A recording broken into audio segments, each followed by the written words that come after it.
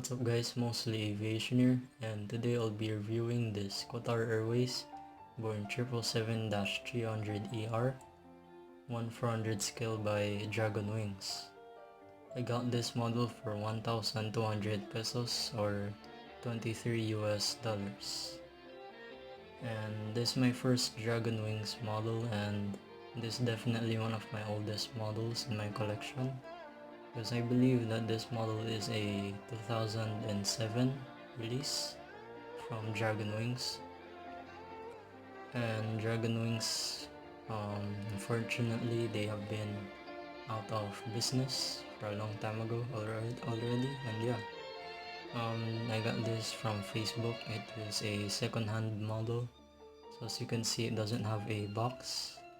And a bit fun fact with Dragon Wings models, with their airplane diecast models, it's that they have retractable landing gears.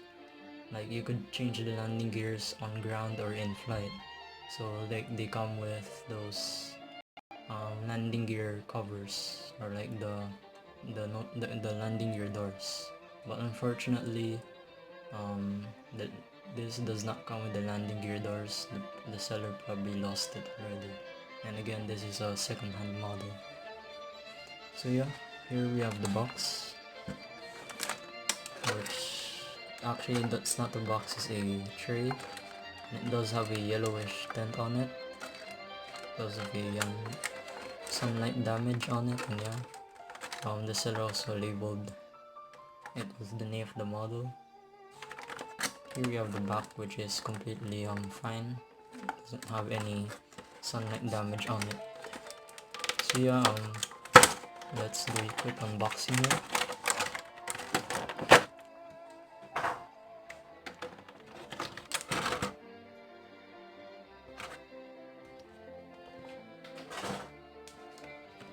So now I'll be using this box from another model to just put this on top so you guys could see it properly.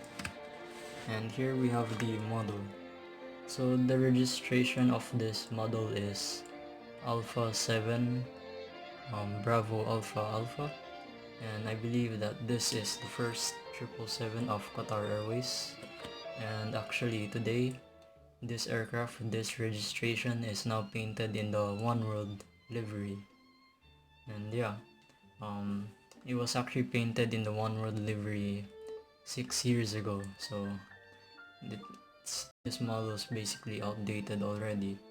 And a bit of a fun fact that this aircraft with this registration actually did the service in the Philippines last year, because I saw a trip report with the same registration, but again, it's in the One World livery. But yeah, let's first start at the left side of the model.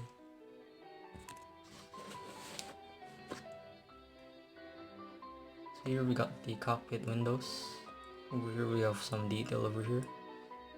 The top part of the model is gray and the bottom is white, as part of Qatar Airways livery, which I really like.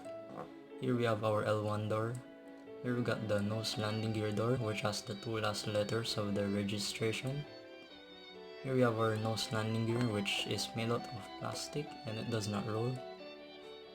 Here we have the Qatar titles. Here we got our L2 door. We have more details over here.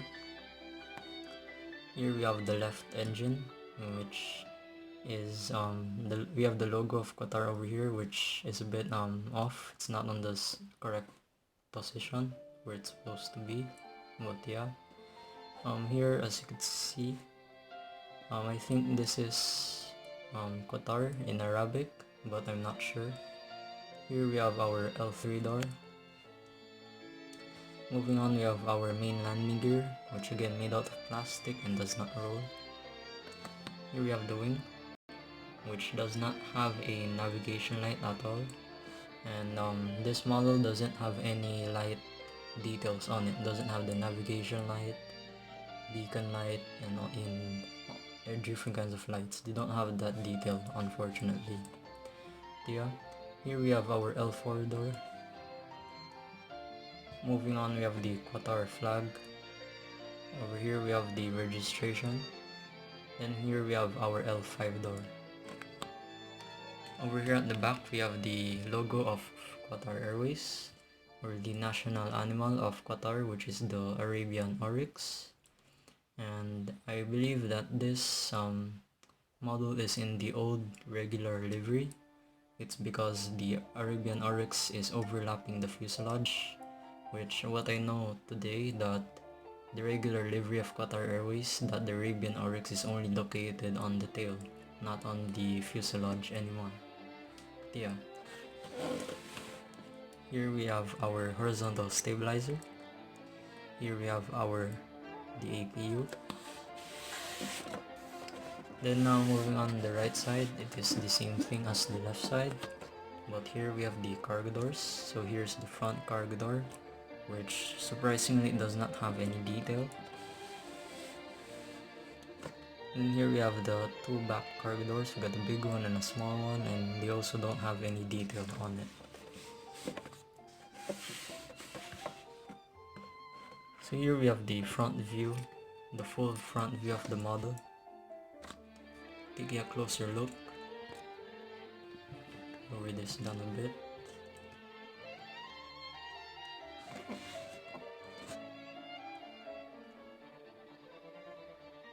My least favorite part of this model is the cockpit windows.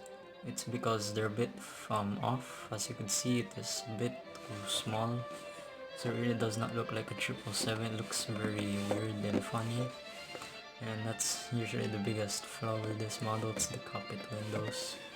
Really not the best, but I actually saw some other Dragon Wings 777 and their cockpits are actually normal, but for some reason this particular one has a weird cockpit windows. I believe this might be their older print. And yeah, here we have the engine, or the engine fan blades, which doesn't have any details, just one solid plastic piece. It does not roll at all, and as you can see, it does have some dirt on it, so you have to clean that off. Same thing also with the other side. Then here we have the back view of the model.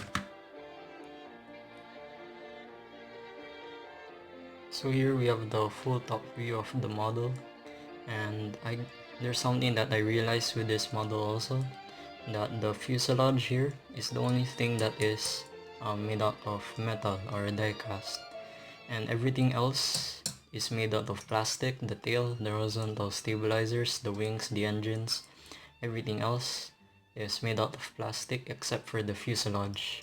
So this aircraft is still counted as a die-cast aircraft, but for some reason everything else is plastic, which is quite interesting. But I think that's how Dragon Wings really does it. But yeah, here again is the top view of the front. If you could focus. So here we have the cockpit windows. You could see a bit of the Qatar titles, the front L1 doors, or L1 R1 doors, and here I think Qatar in Arabic. There's actually, again, there's no beacon light, no light details on this model. I'm not sure if Dragon Wings does not have any light details on their models, but yeah. Here we have the wings, which again made out of plastic. And here in the middle we have a metallic finish over here, and then here these small words or text over here says no step. So I'm surprised that Dragon Wings was able to give that detail. So yeah, moving on at the back, there's really there's no antennas by the way on this model, but yeah. Moving on with the back, nothing much. We have the plastic horizontal stabilizers and a bit of dark reddish color over here, which again it's from the logo of the Arabian oryx. Here you have the full bottom view of the model, and looking closely you could see in the middle of the model that we have the logo of Qatar Airways. If you could focus. right there. We have the logo of Qatar Airways, which for some reason they put the logo of Qatar Airways over here, which we all know that the titles of Qatar are supposed to be here on their new and old liveries. They never have their Qatar Airways logo on their belly over here. They only have the Qatar titles. But yeah, that's very interesting. And as you could see, if you could focus a bit, you could see we do have some cracks over here, which is really old with the model, and you could also see some dirt over here. And yeah, so again, it's very old. There's rust already on the corners, but yeah, only this part has cracks, but the rest of the model does not. But yeah, here we are at the nose landing gear doors, which is again dirty, very dirty, but it's engraved. So yeah, here we have our nose landing gear door, which does not roll. You can see the bottom of the cargo door. So again, no red beacon light. And here we have the main landing gears, and they do actually tilt, but they don't roll. They only tilt. Yeah, here we got the hole for the stand, and then here's the bottom of the wings, and here we have the back horizontal stabilizers. And yeah,